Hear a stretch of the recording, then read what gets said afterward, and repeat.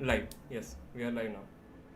All right, ladies and gentlemen, welcome to the Unsophisticated Gentlemen episode number 12, if I'm right, Rahul. Yes. And Rahul is Kala Namak here. And today we have two guests who are immigrants in their own sense. We'll start first with the local one, that is Harman Preet Singh.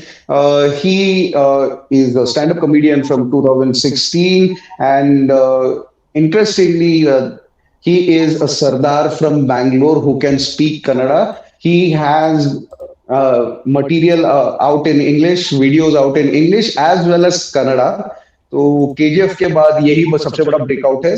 And yeah, and we have another immigrant in the US. It is Vik Pandya. Although his name shows Vikram Pandya, but for brand reasons, it is Vik Pandya, and it's cooler also. So uh, he looks like David Blaine, but the kind of David Blaine who comes to you instead of asking the card, he tells you a joke and runs away. So that's pretty much it. That's the intro part here. And now let's start talking, guys. How have you been, guys? Harman bhai, how are you been? I've been good, man. This is my first YouTube live ever. I've I'm a virgin when it comes to this industry, so I've not done this live before, so it's kind of awkward, but very glad to see like three strangers in the eye and having a conversation because I don't have a job, so I don't do calls anyway. So yeah, But you have experience of Zoom shows as far as I can remember. yeah, So I've bombed in Dubai, bro. That's how. Sitting in Bangalore, I bombed in Dubai really hard. So yeah. yeah, Plus, I remember, like we were doing a Zoom shows, like we were doing regular open mics on Mondays in lockdown, and Herman was performing in one of the open mics. So what happened was that at that time everyone was living with their parents, right? So Herman yeah. was performing a joke, and in between he sweared a bit, a few, like he was doing some abuse about like mom or dad or something like that. And suddenly his mom came from behind and he hit and she hit him. Holy shit! Yeah, she came in Damn. between the yeah, so and she was like, "ये सब क्या बोल रहा है? Like, what are you saying all these things, huh?" And he was live on the like the Zoom. He's So like, he's like, I'm at work. Leave me alone. Yeah, Shit. these were the Those, Lasoon mics, no? That we were yeah, doing. yeah, right. Akash Mehta Yeah, open mics. yeah. So Guys, do It, we have recordings of those? Just curious. no, I hope not. somewhere we have it. Um, Dude, if you get slapped, you better monetize it. So, No, no, Just a head pat. I didn't get slapped, and I didn't realize she's behind until and unless people are laughing at the premise. I'm like, I'm not killing this hard, bro. It's early in the she's morning. slowly, I can just picture her slowly walking up. Yeah, yeah. It's like how you walk in on a mosquito, you know that this motherfucker can fly into the morning, going slowly at it. So yeah, Yeah, I'm we all not imagining bad the you slap remember. in honest style. yeah, man. Not bad that you remember. I'd almost forgotten about it. The Oh, premise was the premise was more or less about how staying with your parents is not so cool, and that's exactly what happened. I'm 27 years old and I'm staying with my parents, and it feels miserable. And it was on that premise that I was trying to work out, and she's just standing and listening to me, and she's just Also, very it's like if an open mic already wasn't sad enough, now it's online, Zoom, and you're doing it from your parents' house. It like the levels of how bad that is. yeah. That's how desperate comics are for stage time. I'm like, even in the worst situation, I'm like, yeah, I'll do a Zoom open mic. I mean, I'll do it. That's fine. I Did did, you yeah, a bunch of did you those. I did a know? lot of free gigs during Zoom or during the pandemic, and those are you're just bombing at like 8 a.m. at like a board meeting, you know. But the benefit is you can just like you can do like 4 a day, right? And you don't need to leave. Yeah, It is Yeah. kind of because at least like a normal corporate gig, if you bomb, you got to drive and be sad, and But now you're like, I can just change the tab and watch Netflix. That was bro. Also, I did like about 8 mics in a day, where I was there. I think there was a Delhi comic also. Gar Malik karwata tha. Right. Yes. Girl used to get mics, so I did girls mic. There was this guy in Dubai who was doing two mics, and it was more or less like one mic had genuine audience, and one where just bunch of friends waiting to bully comics coming in. So they were ranking comics. So they would come and they would laugh at odd lines, and they would like give you just this false hope, and then they'll just be like, "Bro, we were just fucking around.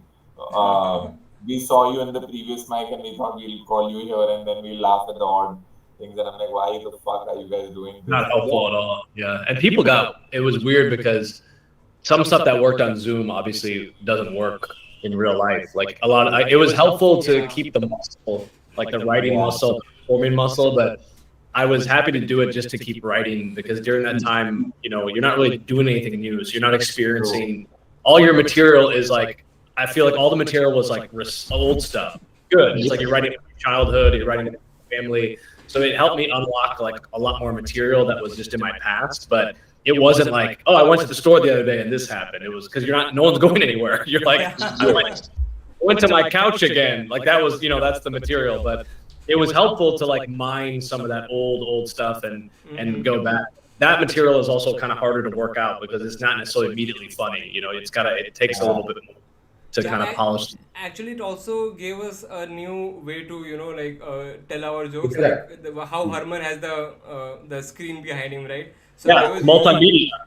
I was using that word, and every mic I would say that. Listen, Rahul, this is a beach in Bangalore. It's not a screen. If that was a beach in Bangalore, I feel like there'd be 5 million people behind you. I was like, that's how I know.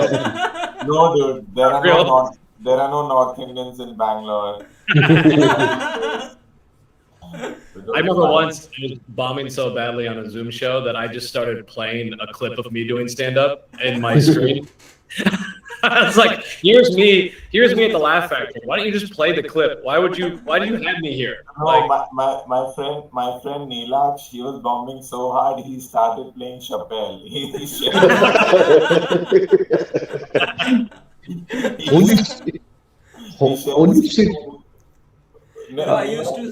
I used to say the same thing, that I'm actually not in my home. I'm now outside at a beach during lockdown. That's the best way to go out. Like I was using these props at that time. Like someone maybe change my face, all those things. But that was a nice experiment. Then it stopped after a while. Yeah, I mean, some people, I don't know if you guys have the shows there, but like here, there's like a big, a decent alt scene just all over.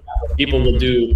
They call it PowerPoint comedy. So they'll go up, they'll have the multimedia setup. It's like, it's not really stand-up, it's more storytelling, but they use funny like slides and images. And then there's a show here called Blackout Diaries where it's all drunk stories. So people will they'll tell a story and then they'll have like a video or like photos and they'll put it behind them. So it's a very popular show here. And there's stuff like that that's cool. It's just like, I still love, like, for me, it's like stand-up, microphone.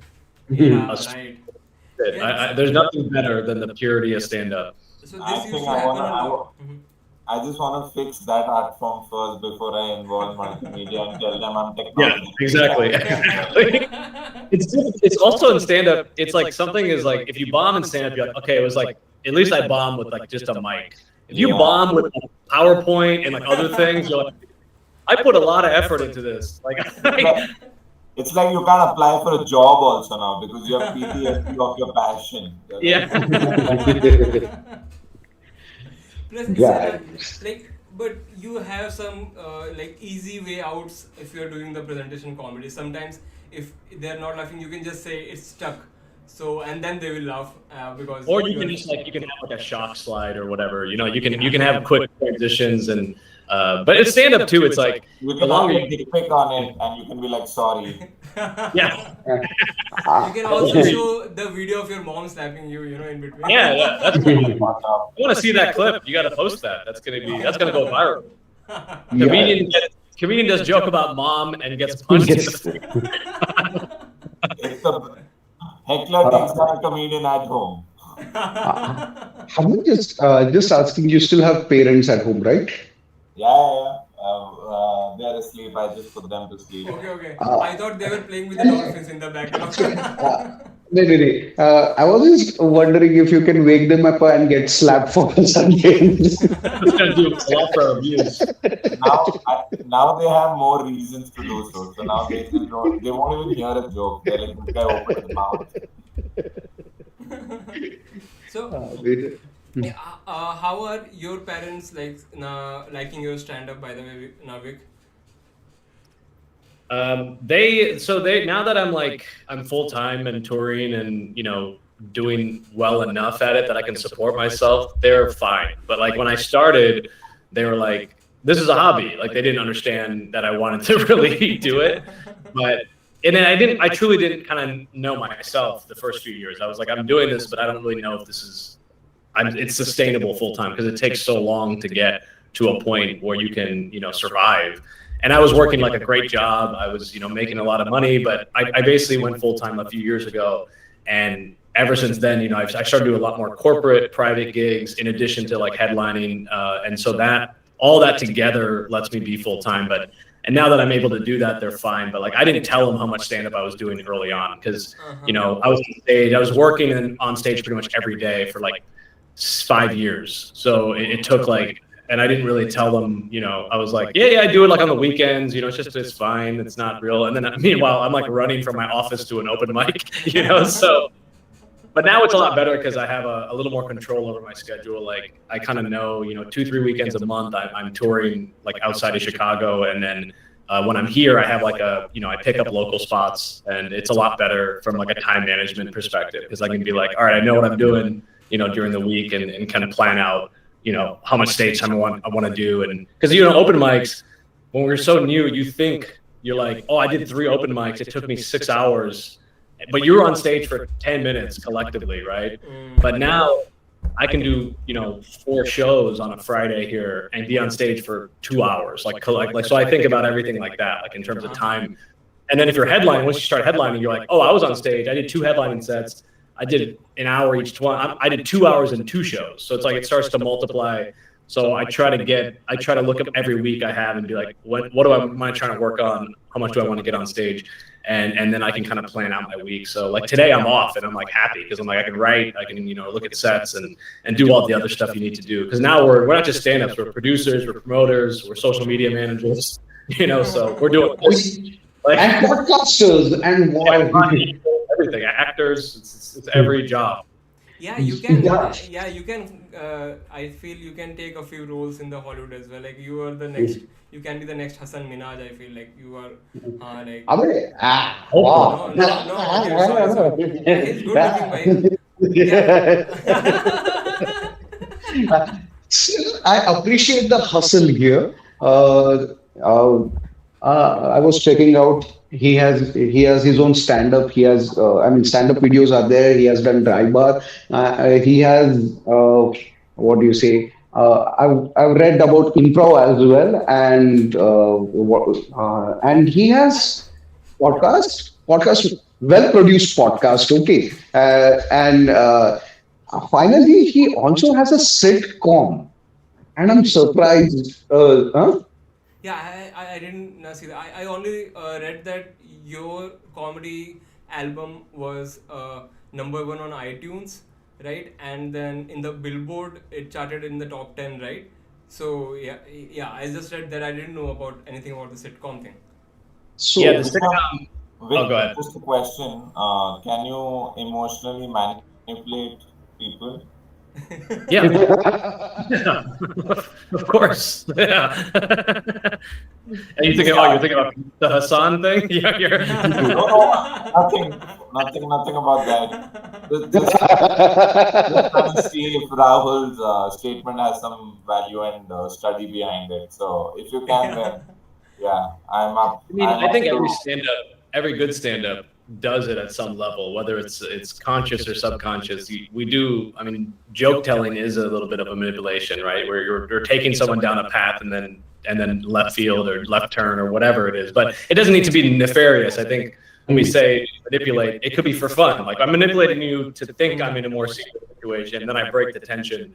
But Yeah, the sitcom thing is actually a web series I was part of here in Chicago when I like pretty early on in my career, and it's called Code Switched, and you can watch it on YouTube. It's basically it follows like it's kind of like Friends, but with all like South Asian people. So it's like Wow. it's Oh, huh. 3 guys, 3 girls that Yeah, basically meet, and it paths. So it's very good because like there was no show. There's still not really a show except this Delhi Boy show is coming out. That's already like been out here. That's pretty big now. But there's no South Asian show here. That's all South Asian actors, like whole cast. Sorry to cut you off, but did you know there was an Indian Friends that these guys made? yeah. Are you really? I'm serious. Is that why you guys reacted like that? Like there are 2 episodes of it. I think Rahul shall links of it. Yeah, please. But if I want to if see you can that. watch it, I think. I What think if it's like the exact same? This guy just stole it. No, he stole it from Friends. Yeah. And Okay. it's Right. proper. There's this guy who's behaving all cool and Joey, and I'm a fuckboy. Yes. Right? Yeah, exactly. I was like, so my character was just like a frat boy, like party guy. So it was very similar, but obviously different. And it was also like there's a Hindu Muslim dynamic because one of the guys is Hindu, falls in love with a Muslim girl. Like there's a lot of layers to it. And it was shot here in Chicago and kind of crowdfunded, and it did well on YouTube. But it obviously, like everything, they go to sell the show, and someone just bought the idea but never made the show. They just killed it. They're like, no, we want to buy it, so we can make it if we want. So none of us actors, nothing happened for us, but it was a cool experience, and I'm glad I got to do it because it was basically doing a movie with all my friends, like all these comics, improvisers, sketch people. And now I don't think I would have the time to. I didn't realize how long it takes to shoot stuff, like to shoot an actual pilot. It's a 20-minute episode. It took like a week to do that. I was like, this is insane. So I have a lot more respect for actors who are like, you used to look at actors like, how they get a trailer, they're just being catered all the time. But then you go film something, you're like, yeah, I got to shoot this scene 14 times. I'm like, yeah, you better give me a trailer. This sucks. So I'm a little more like lenient now towards that because I was like, these people don't work hard. Stand up is the hardest thing, but acting is so much more boring, and it is. Stand up is like immediate gratification, right? You write something. I can write something today and go on stage in an hour and see if it works. But with acting, you don't get that. One of our were you part of the viewers have war as well? commented. So one of our viewers have commented. I hate the people that people are so happy in Friends. Yeah, I agree. We're stand-ups. We hate when people are happy. So. Now that I think about it, there were 0 black characters in Friends, and I was like, Yeah, now that you mentioned Hindu Muslim tangents, and I'm like, these guys were all white and they were still depressed. I'm like, what? Like, Yeah. just add one black guy, and I think it'll be a way more happier show. Dude, there was, not to be the Friends guy, Friends has problems with race. However, Ross had a black girlfriend on whom Joey cheats, and Yes. Oh yeah. That's what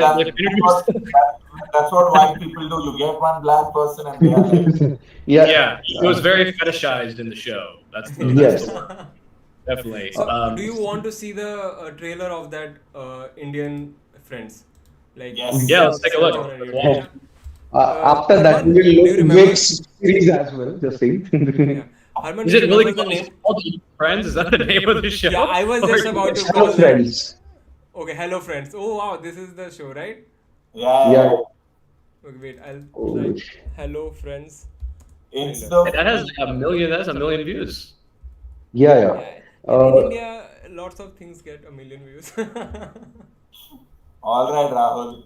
Okay, Keep your okay, hands. sorry. Oh, Are you guys able to hear the sound as well? Yeah. Okay, a cool. little bit. Yeah. Uncle साहब हाँ, क्यों क्या? मेरे अमिताभ बच्चन कैसे हो कुछ Yeah, so I don't think Vic is understanding anything, but Oh, Yes, wait, thank I don't know goodness. if you play this too. Don't get it. You don't want to get like a copyright or whatever. But that's Yes. they really took that coffee shop and everything. God. Here's a thing that makes it a little not problematic, but amusing for me that in the US, probably a coffee shop like that is common occurrence, and a person with limited means might still be found there. Yeah. In India, at that point in time, if you were in that kind of a coffee shop, you were already among the elites there, and somehow the comedy didn't translate for me. None, that was not the only problem. There are many problems with it.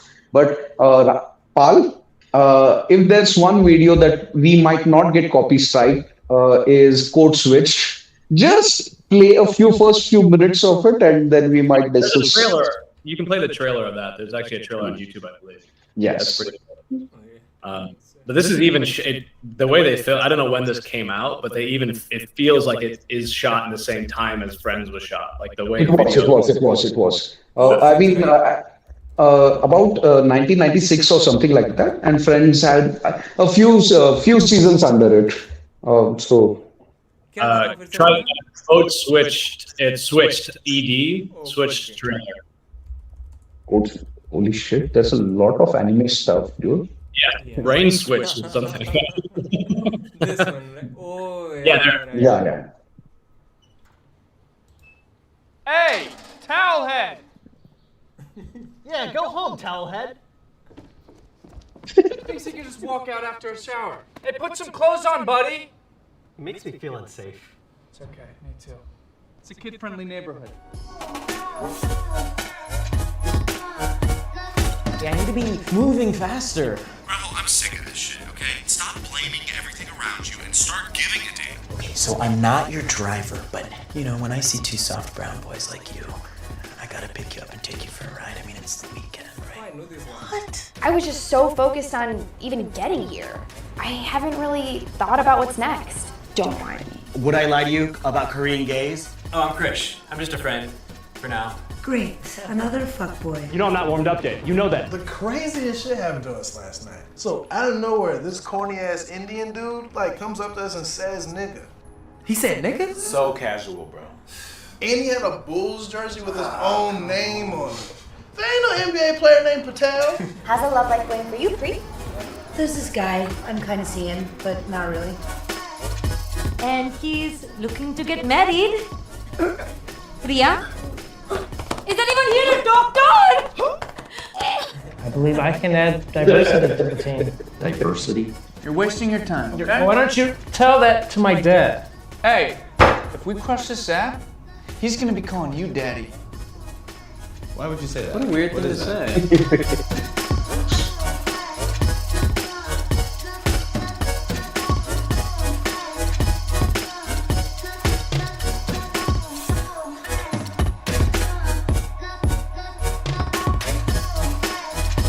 Well, there's this new 5-star Italian restaurant that serves spaghetti that'll blow your mind. But not literally, though. That's just a metaphor. You in? Oh, man. No! But it's so yummy. I can't do that. Of course. Wow. This guy That reminds guy- me of Aziz Ansari's character in that. Yes, that's literally the next line that you are doing an Aziz Ansari impression. Oh. So, He's really good at that. Like he kills the Aziz impression. So one more comment is that Louis is the best sitcom. So a lot of comics in India like, they are huge fan of Louis actually. So, Louis C.K. obviously, right? Yeah, Yeah. I grew up on those specials. I mean, I could like quote all the jokes. Like, you know, when you start, you gravitate toward like 3 or 4 specials, and you just are like, you watch them over and over again. So for me, it was like Louis, Chappelle, Kevin Hart, all the early stuff. And now we just have so much stuff. There's like a new special every week, like for free on YouTube. There's Netflix, Hulu now has stand up, Amazon. Like, it's almost overwhelming. Like now also doing it, I just don't watch as much stand up on TV anymore because I don't want to get influenced by other people. But like, yeah, everyone had the same like 10 comics they were watching like 15, 20 years ago. But Louis was like arguably, he set the standard for like the hours every year. So kind of like people here who tour, we try to kind of have that, like that's the goal. So I go to a club now, I come back a year later, I have a new hour. So it's like the standard I try to keep, which is hard to do because I'm not headlining every single weekend. I'm like 2 to 3 weekends a month. So I'm still trying to match that output. But obviously, once until you're doing 3-4 shows a weekend that you're doing for 4 or 5 hours each time, you can't out. That doesn't make sense. Like unless you're writing, 2 hours a day or something. Like you have to work out that stuff. So we all try to strive to that though, and I think that's like Louis set that and made us all insane with content. Yeah. Like the first episode, like how it ends, the scene that where he proposes to the girl and just she runs away and then gets into a helicopter and then leaves. Yeah. That was an epic scene actually, and I think it's Sarah Silverman in that, right? Yeah. Yes, she's great. And, there's another good show about stand-up, Crashing. Have you guys seen that show? Oh, currently I was watching Hacks. So Hacks is also fantastic. Yeah, I know a couple of writers on Hacks. That's a good show. So there's some good stuff. I mean, Crashing shows it a little bit more honestly, from the starting stage, like the open mic stage. But then he gets like a big break, like 2 shows in, and you're like, this is not really. Yeah. A bomb for 8 more years before some shit takes off.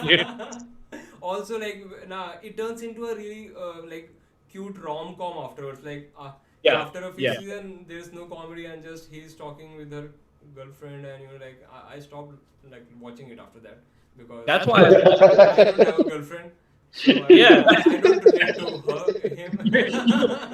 Once it started getting happy, you're like, this is unrelatable as a show. That's why Code Switch was nice, because it didn't end necessarily happy. It was more honest. Like, no one got what they wanted at the end of the show, which I was like, that's more realistic. Like, we're all trying to work on stuff, but not everything just wrapped itself in a nice bow. Everyone was still kind of like in a weird state. But you were a fuckboy in that. I think you got what you wanted, right? Yeah, I was great. I just played myself in college. So it was easy character choice. Oh yeah, dude. Yeah. That one more show. comment. Did it ever happen to you, Vic, that you were bombing on stage, but a Karen type woman pity laughed on you? That's a great. Yeah, that's the worst though. You're doing bad and someone goes, "Oh," and they do that noise, and you're like, "No, just don't laugh. Don't like give me pity." Pity is the one. Like, I had someone say once, like, it was bombing so bad, like, "You're doing great." I was. It's just it's so bad. Because you are like, I know I'm like, at this level, you're like, I know I'm good. This particular situation is bad, but you can't like explain to them. That's what's tough about comedy, is we can't be like, look at my like body of work, look at what I've done. Like, there's no other job where you go to it and you have to prove yourself every time. Like, you don't go to your accounting job and be like, yeah, I don't know how to be an accountant today. But in stand-up, every time you go on stage, the audience is like, make us laugh. And you have to prove that you're funny every single time. There's no grace. Like, there's maybe like 10 seconds of grace if you're like the headliner, but that's it. And then you're immediately like on the fence. So yeah, I've had a lot of people like, and now it's gotten a little better. There's a period here a couple of years ago where everyone was like over sympathetic, over woke kind of, so everyone's very like, oh, you're doing your best up there. Like, oh, keep going. And now it's people are back to saying wild shit. It's great. It's a fun time. Harman, have you ever found sympathy in Bangalore? Bro, I've had one of the most weirdest experiences. I was gonna just tell you about that. I think you're a bit far from the mic. So one of the most weirdest experiences that I had. I think this is right after pandemic, when everything had opened up and corporate shows were just coming back. So I was sort of following up this Indian cricketer, Anil Kumble. He had come there to do a motivation talk. He did that for about 45 minutes. There's like a pitch made on stage and stuff. Everybody has signed cricket balls by Anil and all of that. And there's a 20-minute break, and then I'm supposed to go up. And in my head, I'm already like, how the fuck am I supposed to follow this? And stuff. And then I'm supposed to do a 35-minute set. 25 minutes into it, I'm eating shit. Okay, like I'm eating, like I'm aware that I'm sweating. I can feel it dripping back at my back. And that's why I just happened to get into crowd work just to see what's happening. And in some banter, a huge laugh came. And then the leadership team that was sitting in the front row, they just looked back and they just told them to do this. And these guys weren't laughing because they thought that they would interrupt my rhythm. Hence, they weren't laughing. And I get done with my set, and I have them giving me a standing ovation, and I'm like, what the fuck is going on? I have no idea. Is this a prank or what is happening and stuff? And the guy who had booked me, Anjay ne book kiya tha. Yeah, so he's just standing there, and he's like, bro, I have no idea kya hua hai aapke saath. I'm sorry. That's some crowds though, like I've heard this about London, like they're more like they listen and then after the show they're like, oh, that was the greatest thing I've ever seen. You're like, yeah, during it. Like I need the feedback while it's happening. It's like they're watching a game of golf or something. Like yes. Like we will only applaud you when you just put it in the hole. Otherwise the whole exactly. So they probably were like, oh, this guy's really funny, but we're just being polite, and they don't realize. And you're like, oh, I felt bad for the entirety of that set. You have no idea. Bro, you have no idea how many times I reconsidered the career that I was in. Yes. Because I had a job.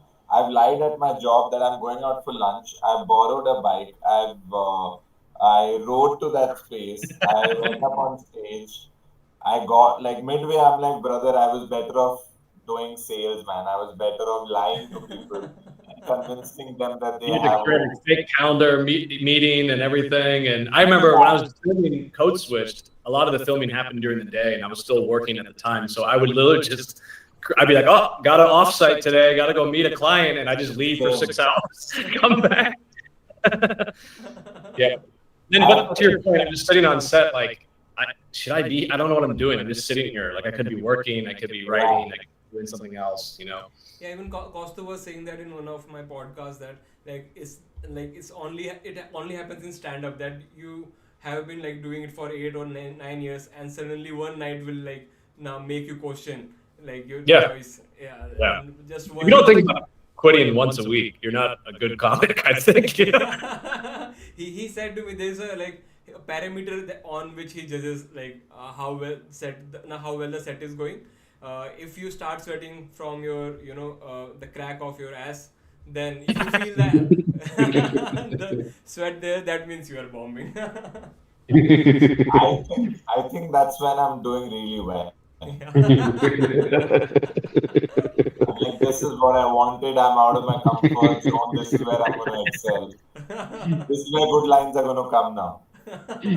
There is some truth to that, because I find myself, like, I write on stage a lot, and I kind of put myself in a situation sometimes where I don't have the joke finished, or I just have the idea, and I'll go on stage with kind of a loose premise, and I'll force myself to kind of find it on stage. And sometimes, like, sometimes you have to pivot and you start to panic, but that's where the best lines, under pressure, some of the best lines come out. So you kind of do, but when you're new and you're like, oh, I don't know how to recover if this doesn't work, you just have the line and it bombs, and you're like, and you just like, so my next joke, and you kind of just like go to your next, but there's no like natural transition.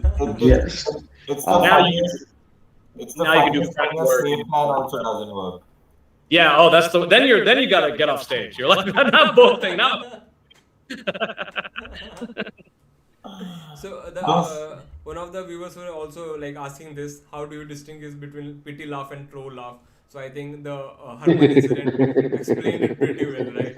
Yeah. They were trolling and you couldn't distinguish, right? Bro, it felt like I'm performing to an elite bunch of people. Yes. That they were like, okay, we want to watch stand-up, but as theater. Like, it should feel like it's real, but it's not real, and felt miserable. Like, Dude, just audio commentary itself is gut-wrenching for me. I always say when it's a crowd like that, I'm like, I tell them, I'm like, you're not watching this on Netflix at home. Like, you need to react in the room. Like, I'm here. You can't, like, I feel if you're not laughing, it's not like you're watching me on a screen. Like, I'm actually physically here, so I need the reaction from you. Otherwise, it's going to feel bad for me. Like, so I usually try to, if I feel that from the audience early on, I try to address it. So then, because sometimes, like, you got to kind of chastise the audience a little bit, Yes. Sometimes they're just, or they're weird, or someone before you did something and you don't know, right? Sometimes you get there late and you're just like, something happened. I can feel it. As soon as I get on stage, I'm like, something is wrong here. Yeah, like this happened today only. Like the mic that I was in before this. So in Delhi, like rape jokes are very common. Like Delhi is like that. So there was a guy and he came with his girlfriend and he was looking a bit weird. Maybe I don't think he was looking perfectly fine to me, but he was like, "Oh, you look like you would rape me if I don't make you laugh." And so his girlfriend got offended. She was like, "Why would you say that?" I'm just joking. I'm just joking. And then I had to come up on stage. So that was my time, and he just went left. He just went, and I had to come up on stage, and I was like, okay, maybe he's saying because of his past trauma, or maybe like don't judge him and don't like feel weird. Yeah, don't. See what she meant is don't give him ideas, motherfucker. Yeah. Don't give him ideas. Yeah. Potential.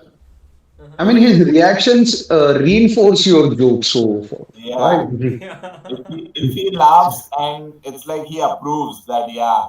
If he It's almost, you can tell someone, I feel like topics like that, like, I don't believe like anything's off limits, but when you're so new and you try to make a topic like that funny, like you don't have the skill yet to be like, I'm not going to be throwing out casual rape jokes. Like you gotta be pretty senior in comedy to know how to do that. Because yeah, it is a triggering word for a lot of people. And I imagine they too, for a woman, they're like, hey, if you're gonna say that, like, first of all, I'm with you. So it's crazy for you to say that. You have to You put probably a sing a part into it. You have to make it feel real. You can't just say it. Yeah. Yeah, or like I wanted to what is the okay topics for everyone? So I don't think we would answer that because we have lots of okay topics that will work for everyone. Like just make jokes about yourself. I feel, right. So when you started doing comedy, Vik, like in US, you were like, if you like, you are originally from there only. Like, are your parents also like? Are you second generation or first generation? Like your parents did they move to US or? They moved to the US for college. So they were here. They've been here longer than they were in India. And so I was born here and I started comedy here and everything. So like, I don't have, I saw like the reason I got into comedy, I saw that Russell Peters special that everybody saw, the one that went huge on YouTube. Yes. So that was like the one that I saw when I was probably like in my, teens. And then I started when I went to college, I took an improv class in college. Then I trained at Second City, which is like the improv school in Chicago that, like Tina Fey, Steve Carell, all these big comedy actors and people went through. So I did that and started doing stand-up at the same time. So that kind of, and then stand-up is really what I ended up choosing, but I did improv for a couple of years. So what were the initial topics? Did you make jokes about your race or? Nah. Yeah, I mean, you do the hack stuff when you're new. You do some Indian stuff. You're like, I look like this, blah, blah, blah. But I kind of quickly made the decision. I'm like, if I'm going to do Indian jokes, like, I'm not making us the butt of the joke. Like, I wanted to make it where it's like, if I do the joke, it's like, it's actually flipping it. It's like, we're better than you. Like, so a lot of my Indian stuff I do is like, yeah, we're smarter. Like that's not a bad stereotype to be doctors. Like, it's like, these are things that I'm like talking about. I kind of try to flip it. So it's a little bit more nuanced because otherwise, everyone has but when you're new, you do make like the standard jokes, like, and people will harass you on stage. Like, oh, this next comic, his dad owns a gas station or whatever. Like they'll make that. So you have to deal with that. Yeah, exactly. You're like, I got to deal. Well, that was what my dad said to me. But you have to make those jokes early on, and then you're all right. But after a certain point, I feel like you can kind of find your own lane and your own identity.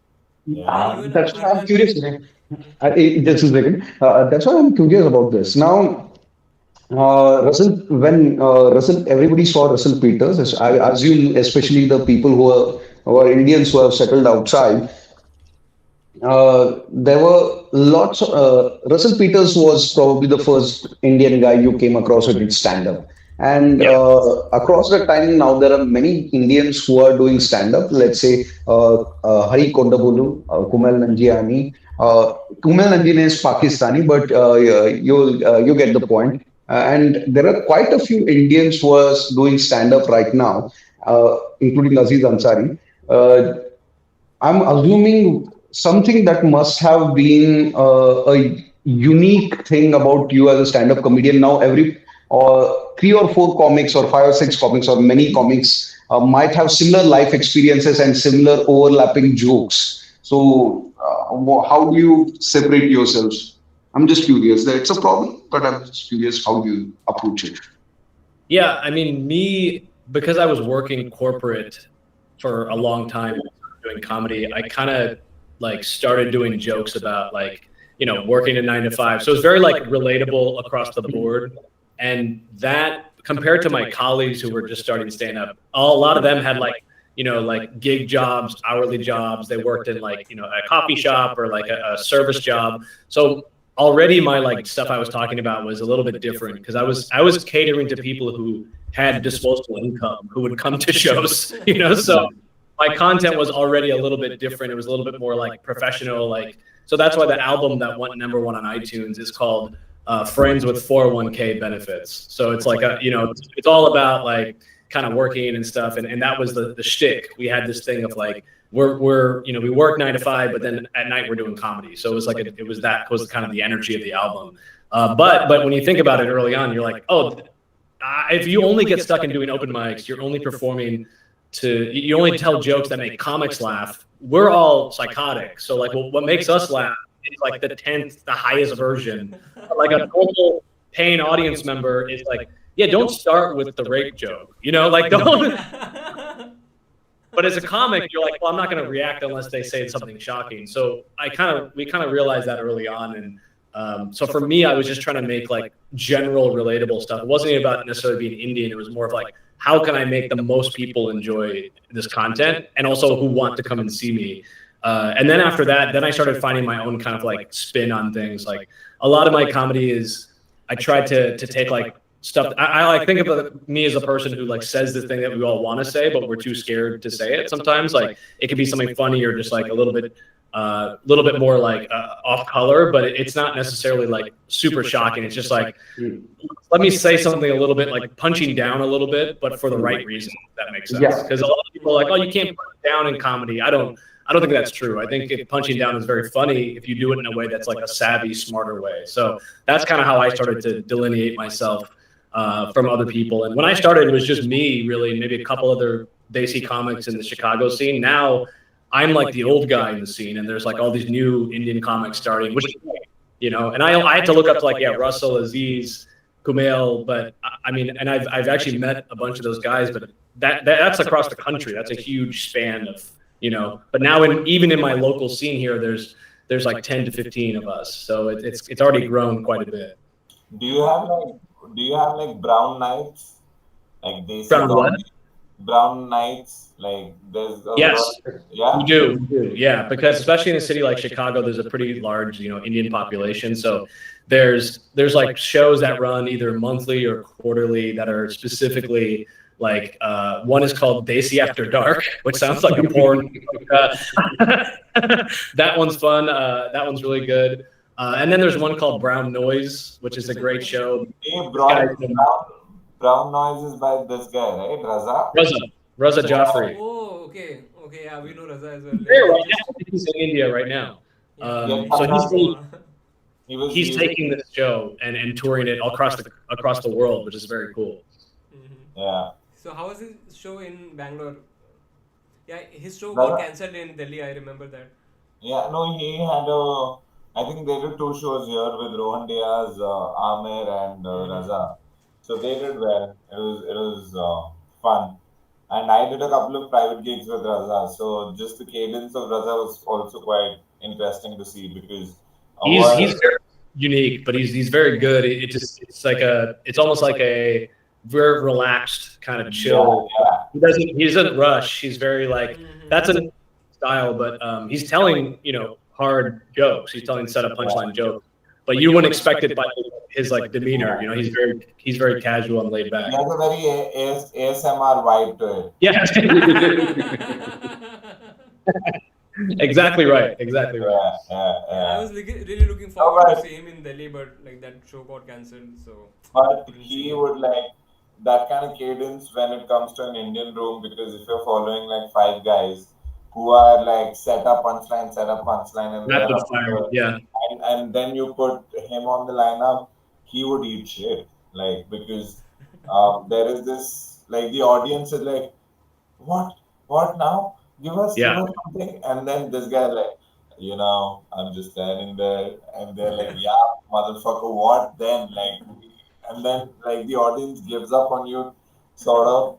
So that's Is that a thing with most Indian crowds? I feel that makes total sense to me, because when you go to India, it just does feel like that kind of like everyone's rushing to do the thing that they're trying to do, and I feel like on stage there must be even less of a grace period of like, you better make us laugh immediately and get our attention immediately, otherwise we're gonna write you off within the first 5 seconds. Yeah, because one thing is, because right now the Indian audience is a little more dominant with respect to that.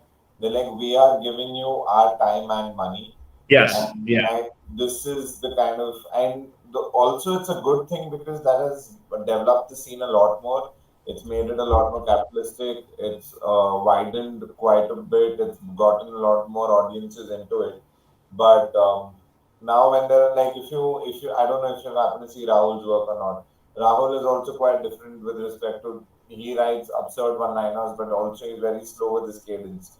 So that way, an audience, when it comes for a lineup show, they have a really good time, because they're like, okay, I got to discover 3 out of 6 acts. Something different. It's a different type of. Yeah. So that is slowly happening because of comedy clubs, but otherwise, I think the big guys are getting bigger, and the small guys are like, okay, we are going to be more purist. So they are sticking to their voice, and that is what they're running on. So yeah. I've opened for here when they came to the States, Atul Khatri and Zakir Khan. So I opened for both of them. Wow. So that was cool for me to watch, because Zakir does. Did Atul Khatri tell you to like dress professionally, wear shoes, and like, because he was not here in India. He wanted to go. Rahul, he wears shoes, man. Yeah. Vik is in a first world country. There are no issues like shoes and dust. Okay. You're like, man, he told me to wear a shirt for the show. I'm upset. Pants on? Who is this guy? He was very nice. He was like super interested in like, he wanted to go to like the Laugh Factory here, and like he wanted to see the local scene, and he's like, I don't know, and he was very like humble, because he said, I was like, hey, you're a big enough deal that if you go to a club here, like I'll make sure they know who you are, and they'll put you on stage. Even if they don't, they might not. But I'll be like, he's a very good comic from India. But it was just funny because he's like, I don't want to impose, I don't want to bump anybody up the lineup. I'm like, you can bump. We love the bump here. That's the whole point. Like, that's the best part about doing comedy for a long time. Like, let me get on stage now, But he was just very like, I think this was also a few years ago, so maybe he was a little bit, not as big as he is now. But Zakir though was very like, he didn't speak English, so we didn't even communicate. Listen, Vik, you can't just say Zakir. You have to say Zakir Bhai. Is that Yeah, I mean, like, I'm taking an offense here. Okay. Hereby, what was interesting about Atul's crowd though versus Zakir Bhai's is Atul's crowd was a little like, it was older Indian people. It was older, and so they were good. And I was doing jokes in English. But then when I did the other show with the Zakir's folks, were all younger. So, but it was so I had a better set on his show. But I didn't like, I was like, do you know I'm doing stand up in English first? Like I had to tell the audience, I was like, I'm not doing it. So they were like younger, so they're bilingual obviously and everything, and it was great. And it was at like it was a theater here, like it was a big show. But I saw he's coming back to the Chicago theater, which is like a really iconic venue, and so he's doing MSG. Yeah, which is that's like the top. You can't go any higher than that. So yeah. I'm trying to open for him. I heard he's doing the entry like Triple H. The what? the Triple H, the WWE guy, like wrestler Triple H. He The does wrestler. Santrina. Yeah. But also what I didn't know is these guys do. It felt very like an Indian movie. Like it was an hour and a half set. Right. I did like 20 minutes, but it was just so much longer. Like our shows here, the headliner does 45 minutes to an hour usually, maybe an hour and 10. And then the openers do like 10 and 20 minutes or whatever. The whole show is like an hour and a half, hour 45. But that was just his set, was an hour 40 minutes. So I think it's like an Indian movie. Like people want their value. Like I want to be. Your point about people spending their time and money. Like you better entertain me for 2 hours if I'm paying $4. It's like also, here. it's Yeah. also because it's worth doing that long of a set outside is because the people who are away from the country, they want to feel that warmth, that okay, this is what we are missing out on. So that's Sure, where sure. a lot culturally people are trying to fill themselves with respect to what Zakir does. And like I've had my friends, like the first show that I took my parents for was Zakir's, because I wanted them to know that okay, it's something like this that I do, not exactly this, but I do something like this. So But you wanted them to see the kind of full potential of like how it could. Yeah, You can see all the people really like they really appreciated him being here, and you could feel that from the crowd. Like as soon as he came out, the energy was crazy. It was like it could have been like I wasn't even there. I was like, hey, what about me? I just did a set. How many people were there? Like, how big was the venue? That was 1,000-seater, 1,000-seat, and then the Chicago Theater, I believe, is like 5,000. So he's escalating it quite a bit coming back here. Yeah, he sells 5,000 like very easily in India, right? Yeah. Yeah, Zakir Bhai also has lots of warmth in him. So Yeah. You missed it out. Please learn Hindi, for like. I know I felt bad because I was like, and he does a couple lines in English like throughout, but it's not enough to like for me to pick up. But I mean, he was killing like immediately just off the jump, like and it's just impressive to watch him kill for that long. His famous English line is, "Let's party, woo!" Yeah, I always there's another guy. He has a Netflix special, and I didn't open for him, but I went and watched his show. Same manager. Vikas. No, Kanan Gill. what's the K one? Kanan Gill. Yeah, he is like God. yes, and I could understand more of his, and I also was like I could just tell by the jokes and the delivery. I was like, oh, this guy is pure stand up. Like this is so good. And also, a lot of the analogies were like super unique, super clever. I was like, "This is so good." He did the same venue as Zakir did when he was here, but I was like, "I want," and he did also. I think almost 2 hours. It was crazy. I was like, "No opener." Is this it? What's the name of the show? Is this it? Yeah. Yes, it was the tour 1 or 2 years ago. I think. Is this it? Yeah, it was one. Whatever. That country song joke. Like, Yes, yeah, he did that. Oh yeah, that's a great joke, right?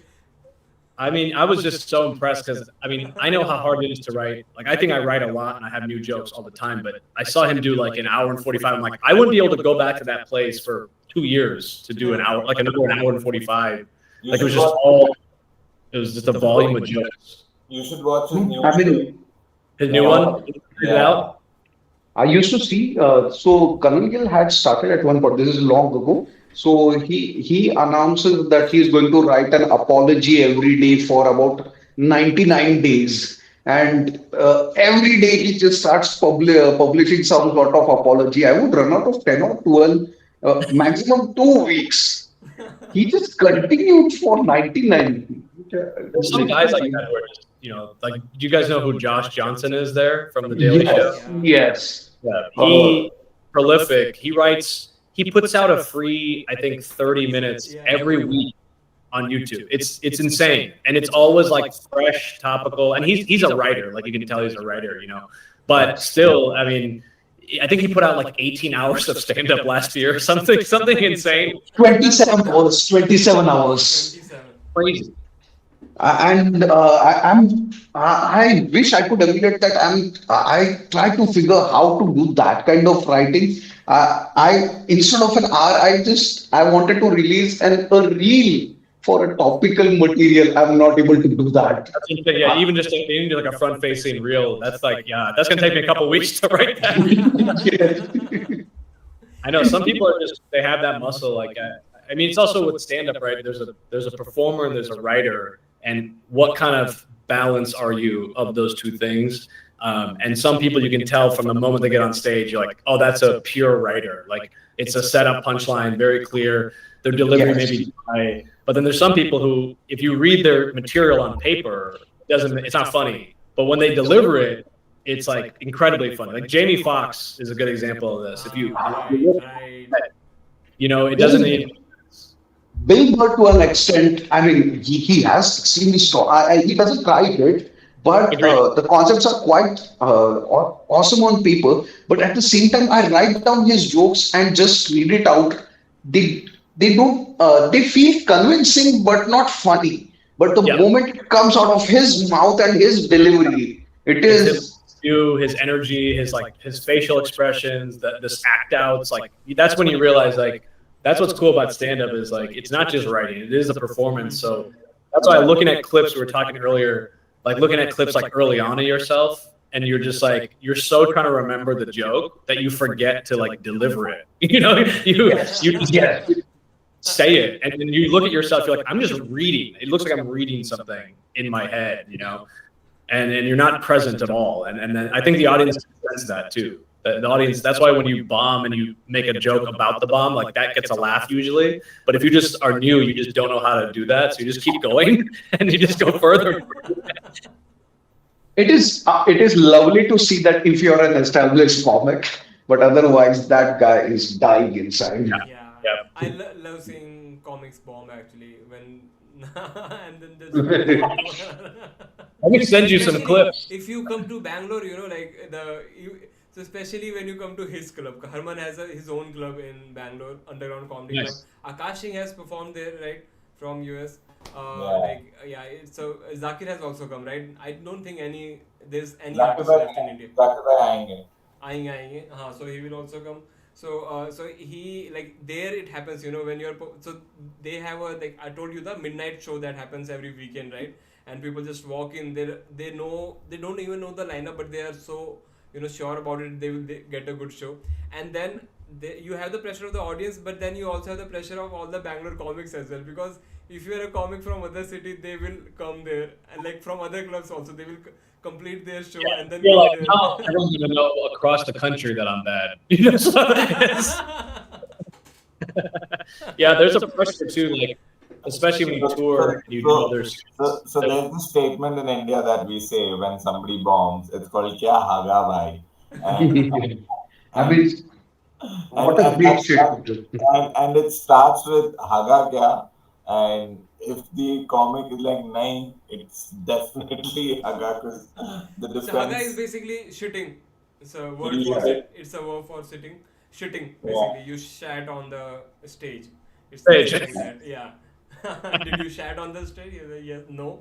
I like that. We should start saying that. You just shit all over the stage.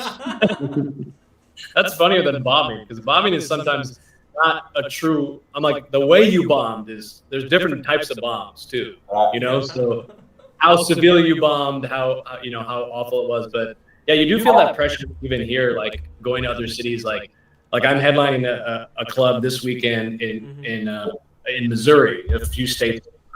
And when local people are opening, so I know a lot of local comics will come and watch, and then if you're bad, they're like, "This is the headline. Why didn't he get the headline?" You get that perception of so you kind of feel this pressure of oh, I need to deliver, and I think there is something nice though about being in a new scene, because you're no one here knows me. I can kind of craft my own, I get to have a first impression, for these people.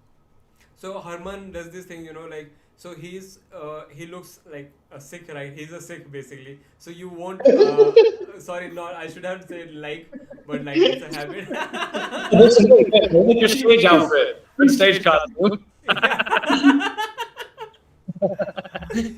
So and he lives in Bangalore. That is South India, like south of India, and they have different language. It's called Kannada, right? Kannada. So everyone when he goes on, yeah. Harman, please beat Rahul. So anyways, continue. So he goes on stage and people expect that he doesn't know that language Kannada, like that's the local language in Bangalore. Yeah, and he does, and like he starts speaking in that, like that. Like first time I saw it, I was so like I couldn't even like I was like I should have like thought of that before, like so. Have you also tried that kind of thing there? Like people expect when you go on stage and then first you play in that stereotype, but then you break it at once.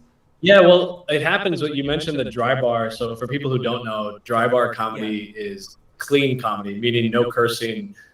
So sometimes when I go to a certain market, they know me from there. So like they've seen those clips. So when I come on stage and I don't do a clean set, they're like, "Wait, what's the fuck? Like we paid for this. We thought you were gonna talk about nice stuff," and I'm like, I'm doing wild jokes.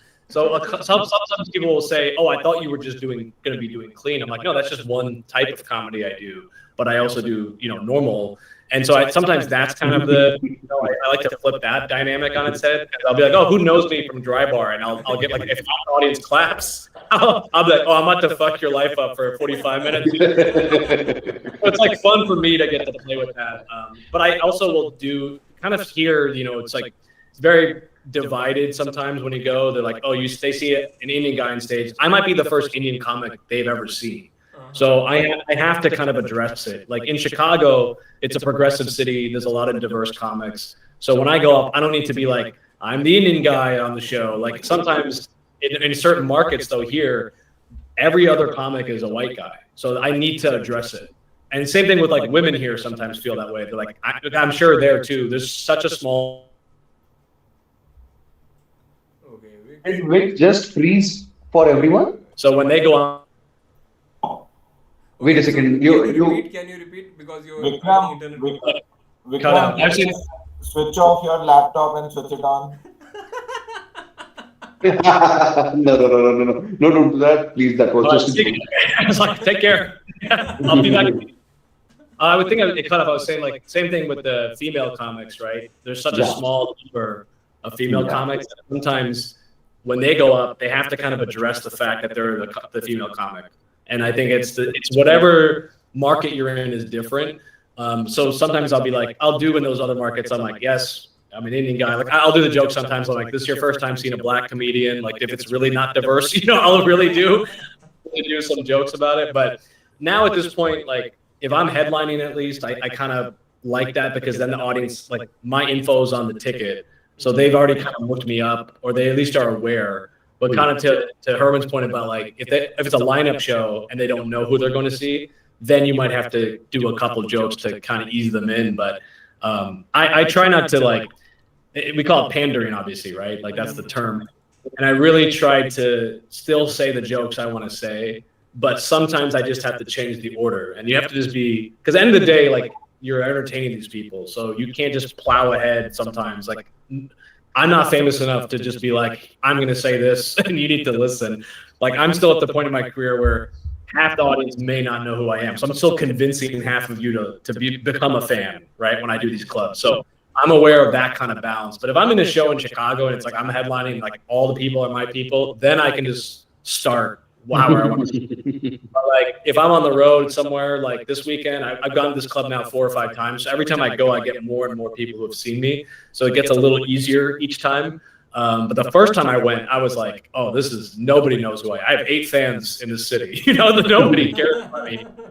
And St. Louis is like, it's a very conservative, kind of Christian red, we call it red and blue here, right? Like state. So and the jokes I'm telling are definitely not in that category. So I had to really I did a lot of more crowd work, a lot more like massaging of the room. And now I can just do a set, which is nice. Right. So, I loved it. Also stopped using Tesla now. Just kidding. People have on those Teslas they have, especially in Chicago, they're like, I bought this before Elon went crazy. Like a lot of people have because otherwise people will fuck up their car. They don't want to get vandalized. Right. Datta, you were So Yeah. you're telling me the left wing there is more lunatic than the right wing, that they would damage. I mean, I think they're going to send you a strongly worded letter. They're too scared to like say anything directly, but they'll be like, "I'm going to tweet about it." You know, I'm going to take a picture. Yeah, they don't do anything. They don't. They're very. I thought at least one left wing in some countries is more brave, but okay, yeah, they're also there. Like you're gonna tweet about it about Elon on That's very Elon platform. the layers of that. That's a good joke, actually. Yeah. I'm gonna steal that. You're gonna see me doing that next week. अच्छा है भाई कर लो Yeah, you should totally do it, and like Harman will also do it here, and let's see then. Like, Oh, there are too many Teslas in Bangalore, man. You have no idea. Datta. नहीं time the moment has passed. Let's continue with what with Harman's video. Harman? Harman has a Kannada video here with subtitles. Oh, let's see it. English subtitles? Yes. Shut the fuck up, boy. You will see. You will see a Punjabi talking Kannada. So it's awesome. It's once in a lifetime situation. I think Vik, you are very lucky to see it today. He has his a series of Kannada stand-up videos and good going man, capturing the local market. Yeah. Which one should I play? I feel like a woman. No, that is. Heartalli Kaveri. It means Kaveri. Yeah, wow, this set is like. This is. Yeah, this is club as actually. This is awesome. Comedy club. Wait a sec. Yeah, the club co-founded by.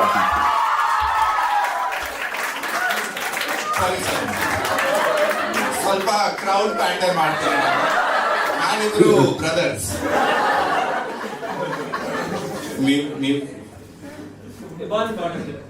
ಏಯ್ ಕನ್ನಡದಲ್ಲಿ ಮಾತಾಡಿ For context, Bangalore is extremely sensitive about the language. If you don't speak the native language there, you might face some hard time. Yeah, like there's a lot of incidents that are happening now. Like for example, now a lot of people are posting their videos where auto rickshaws or local people are harassing them for not speaking their language. They are like, if you are in our city, then you should speak Kannada. And it's a huge issue right now. Like I don't know. So notice that he put the disclaimer. Is that to protect yourself? Or is that being funny? You actually were doing it because you need. No. Protect. Yeah, for legal reasons. That's crazy. But also, and so I was curious about that because there's so many different languages in India. So when you do stand up, if you go from city to city, do you have to do stand up in that specific dialect, or are you able to just? No. Just in Bangalore. No, I'm kidding. Like you can do. I also recorded my set in the same venue, and I was speaking Hindi. So you can. Okay. Yeah. In How was? Hello. I went to Herman's Club. Oh wait, there I came back.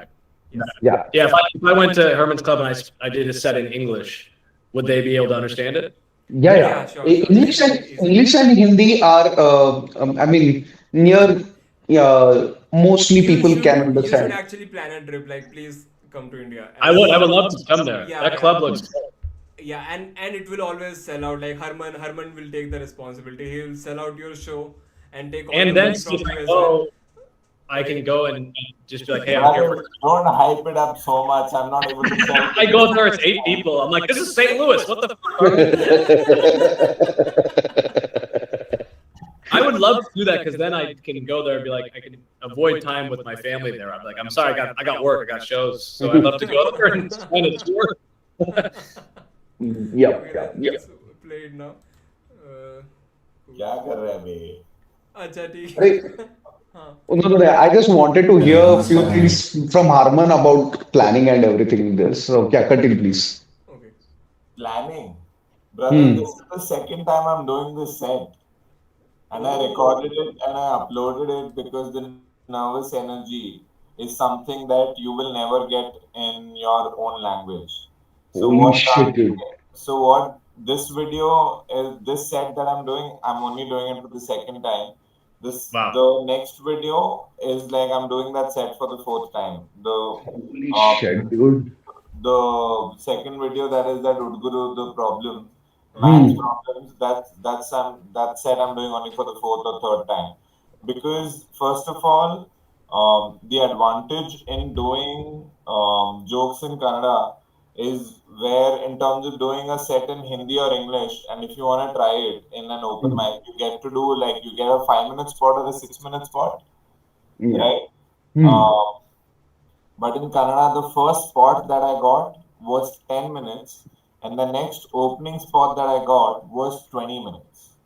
And I had no material for it. So that's when I built this 12 minutes, and in this 12 minutes, okay, so I recorded like 17 or 18 minutes here, out of which like 7 minutes is crowd work, which I just cut it off, which I planned on releasing, but I don't know where that footage is. But yeah, This looks like it's filmed almost like a special. Like you have multicam. You know, yeah, looks really good.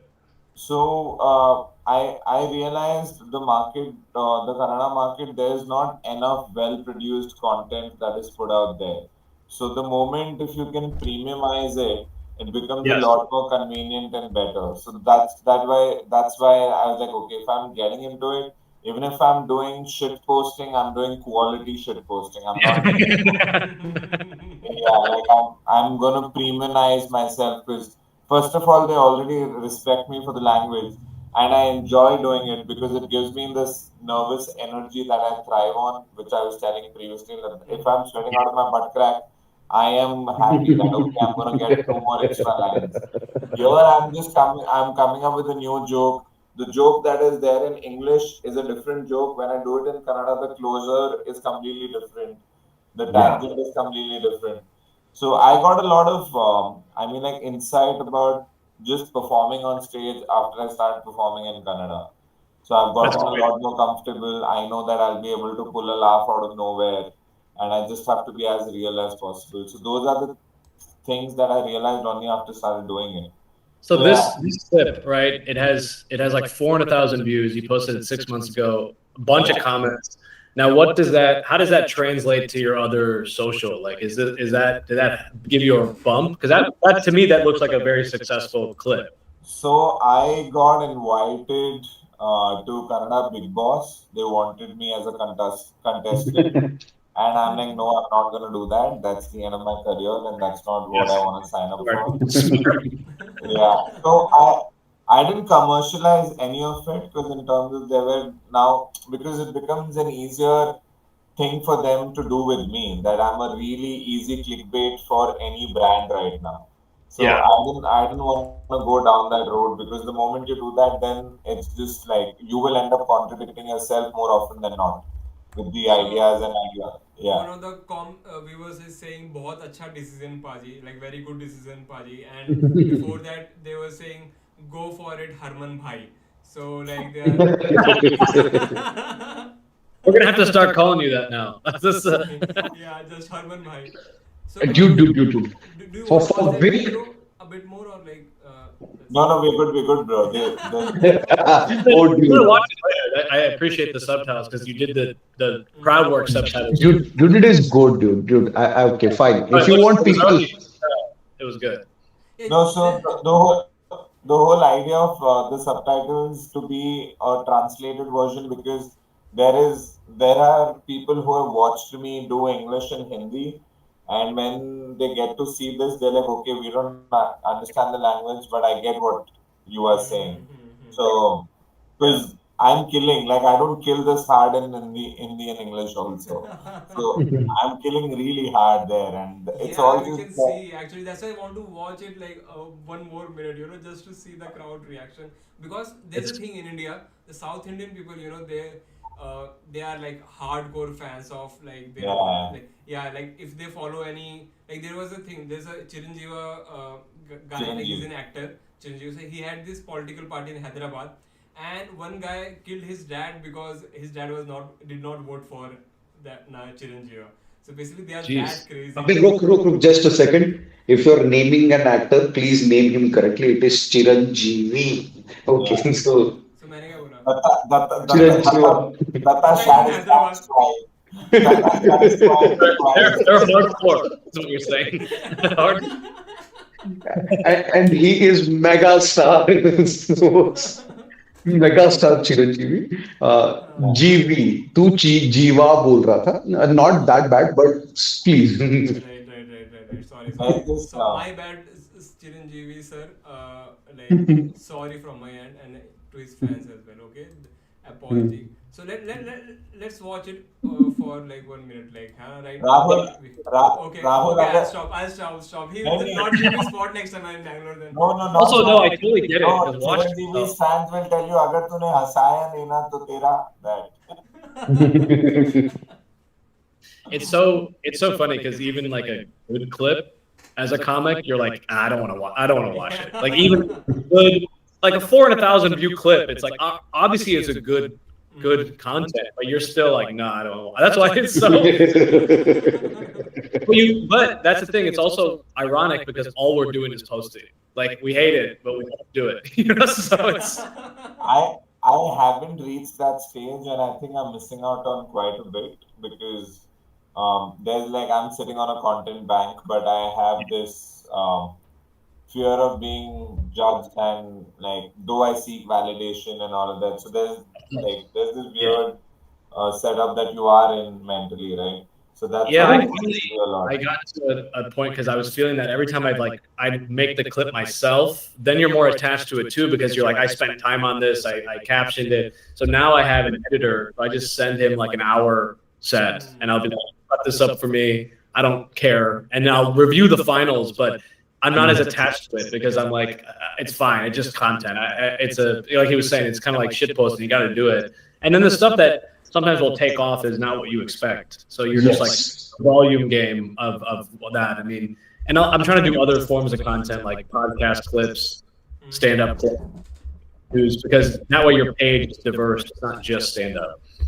So one question I wanted to ask you, you said you met, I think maybe Aziz or some other, like Russell Peters, right? So people always say that don't meet your heroes and that kind of stuff. So how was it, like, which heroes did you meet and how was it meeting them?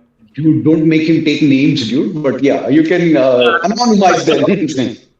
I said, I actually met Veerdas. That was cool. I got to do a show with him at Zany's here, which is like the best club in Chicago. And this was before this was pre-lockdown, pre-pandemic. So he was like just starting to tour in the US. So he was doing like clubs, like small clubs. But obviously like totally sold out. And I get there and it's just like me and him in the green room. It was the first time meeting him. And I had a bunch of people I knew were like, oh, Veer, like we want to go see him. So they had come for me, but also for him. So I meet him and he's very nice, but he said this to me. He goes, I was just like kind of talking to him. Everything he says is like a metaphor. Like it feels like he talks in you know? So, but he said this to me. I was like, do you have any advice? I was like, 4 years in or something. So I go, do you have any advice? He goes, be unapologetically Indian. And I was like, I like the advice. I don't know how to apply it right now, but I like the directness. And then I did like a 8-minute set before him and thought it went well. But he did after the set. He like left right after. He didn't say anything. And but that was kind of cool. And it was just a moment of like, this is probably the most famous Indian I've met at the time before Indian comic, and now he's doing like arenas, which is, I mean, he does that in India, but he's doing bigger venues here now too. Unapologetically Indian, right? Like I'll also Unapologetically Indian. So you don't have. Yeah. You. But when have you been apologetically Indian, dude? Never. Who, me? No. Vik, I'm curious. Yeah. Please tell me.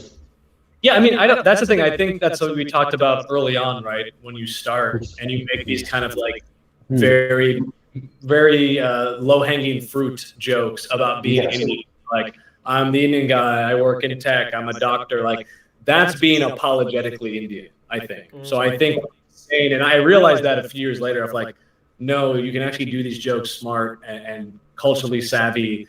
And like, it's not funny anymore to be like, oh, Indians are this. Like, it's not really it's not a nuanced idea. So I think trying to take like, because also we're a major contributor to like culture. So I think being aware of that is actually the cool thing now. So I did understand it at the time. I just, you're new, you don't have the skill, you don't have the material. But now that I do, I'm like, oh, this is actually a great piece of advice. Like, I kind of like that. So you see comics who are new, you see Indian comics starting here, and they're like, they do the stereotypical jokes, and you're like, you'll hopefully grow out of this, like, so the jokes will work sometimes. So you're like, well, if it's working and you're new, you're going to keep doing it, right? Until you. Yes. So that's the issue, is that the jokes need to also not work, and then we can really move past them. But for now, it is what it is. Okay, so we can move to the fast, like the rapid fire Dude, questions. I need to do it, but I got to jump here in the next minute. Okay, so let's end the podcast here only then, right? Cool. All right. Let's end it now. There's no need for the rapid fire today. Yep. Thanks, Vik, for your time. Thanks a lot. Really, like I was really enjoyed your face, all the time, like watching you, like, yeah, you have a beautiful face, and I have found, like, you're the most beautiful Indian comic that I have seen from you. Thank you. I appreciate that. Yes. Yeah. And Thank you, Harman Preet, for your time as well. If you haven't. Herman's like, I guess enjoy my jokes. What the fuck? No, it was great talking with you guys. Hopefully we can set something up. But if you guys ever visit here, let me know. But I do want to get out there, and this made me feel better about touring there, because I think even seeing that clip, I'm like, oh, these are like stand-up fans at the shows. Yes. Yeah, we have a huge potential. Like how every big MNCs tells these days. India has a huge crowd, or potential, or बहुत सारे, how do you say it, consumers, right? We have a huge base of consumers here, right? Well, you need one of my clips to go viral in India, because then it's like it's 1 billion people. I was like, come on, share some of this shit. I know. I have a hack for it. You need to do jokes about the Hindus that are in Khatre mein, right? Yeah. Dude, he's going to get into jail material. How Nimesh Patel got popular in India, right? Just Okay. like that. Yeah, that's actually, by the way, last thing I'll say is I got to actually meet him and work with him, and he's who I look up to the most. And this type of material he does is more similar to me. His crowd is like 1-to-1 mine. Yeah. So he was great, super chill, very nice guy. I'd like to tell you, Nimesh couldn't follow me in a Zoom call. I bombed so hard that he bombed right. You ruined the vibe so bad. That's great. That's how we got to leave it. I think you can't top that story. I will say, quick plug, follow me on those social media at Vik Pandya. Yeah, I'll now write all the links of your social media profiles here in the description, and also we'll share with my all of my dates as well from now. Yeah. Okay. Yeah, please. Share my jokes, whatever you want, whatever helps you. Okay. Sure. Yeah. Okay. For looks, you can follow Vik Pandya, but otherwise, if you're dating. All right, take care, guys. Good talking. Good night.